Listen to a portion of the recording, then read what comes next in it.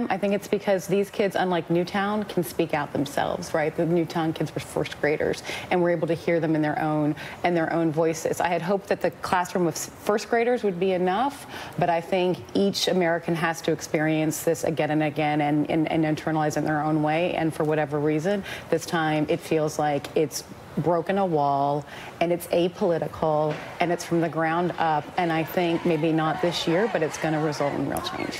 Brett, I think one of the other things that are different is the arguments on the other side used to be civilized, and now they're repugnant. Well, there doesn't seem to be even a moment of silence and compassion and thoughtfulness on the part of gun advocates for what has happened. There's something kind of aggressively and inhumanly repetitive about this line that guns are essential to American liberties, a hard one to stomach when so many thousands of people are dying every year for this so-called liberty. And there's also, other than saying no, you don't hear a lot, and maybe banning bump stocks, you don't hear a lot from the gun lobby that says, what exactly do you have to say to the parents and the families of these children? And the truth is, they have nothing to say. They have an ideological dogma to offer them. And I think that also is galvanizing this moment. It really is. I think we agree entirely. This doesn't feel like after Columbine or after Sandy Hook. This feels like another Me Too movement, that something has changed. People simply say that is enough. Frank Figluzzi felt different. I was on the air on Wednesday as this tragedy unfolded with former police commissioner Bratton and Clint Watts and other law enforcement voices who, as this was unfolding, before we knew how many innocent lives had been lost, prominent voices respected, not just in this country, but around the world on law enforcement matters, were calling for gun control while the tragedy was unfolding.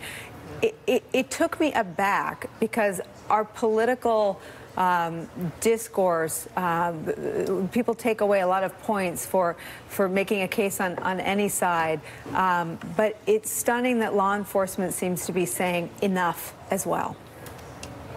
We're finally hearing the professionals who carry guns for a living saying there are too many guns and the wrong kinds of guns in the wrong hands. And I think, Nicole, what really is at the heart of that is the assault rifle component here.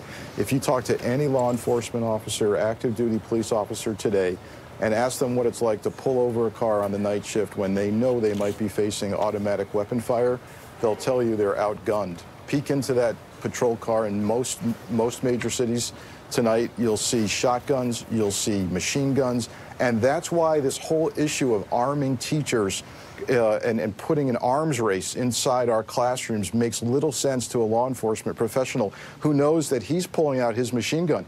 He's pulling out his shotgun tonight on the night shift. How is a school teacher with a handgun concealed supposed to deal with what happened in Parkland, supposed to deal with an AR-15? What are the logistics of that? It sounds nice to say that. It makes no sense to a law enforcement officer. Let me underscore that with the words from Sheriff Israel. Let's watch. The same old just ain't working. You know, you could talk about gun and what have you. We need less guns in America, not more guns in America. And guns should never fall into the hands of people who are on no-fly zones, convicted felons. And while, you know, I pray for people who suffer from mental illnesses, and I want them to get better, and I want them to heal. If a person is suffering from a mental illness, in the opinion of this sheriff, they shouldn't be around a gun, able to possess a gun, or buy a gun. How do the voices of law enforcement, the voices of the victims, and the voices of a majority of Americans who are for common sense restrictions on, I agree with you, a so-called right, not break through this time? You know, I think we're all sort of sitting here and saying, do we trust our political instincts, which tell us time and time again there have been horror after horror, and that we talk about it for a week, and then the political realities of the way Congress works, the way our state legislatures work, kick back in. And I think all of us are struggling between that analysis, which is based on fact, on painful fact, and seeing this and recognizing there's a different kind of grassroots movement here. Somebody compared this to me to gay marriage, and in the sense that it was a long time coming, the change in the politics of it, but then when it happened, it really was in the course of just a couple years. So I don't know that we're seeing that, but you know, it does feel, as you said very clearly, something different. I think you're right to spotlight that it's law enforcement as well that we're hearing something new from. And my guess is that some of this very heated rhetoric you're seeing from the NRA right away, instead of this sort of, well, we can't talk about it. The kids changed the agenda right away by talking about it immediately, even while they were still in the school. By filming their own massacre. Yeah, no, I mean, the early images were, I mean, the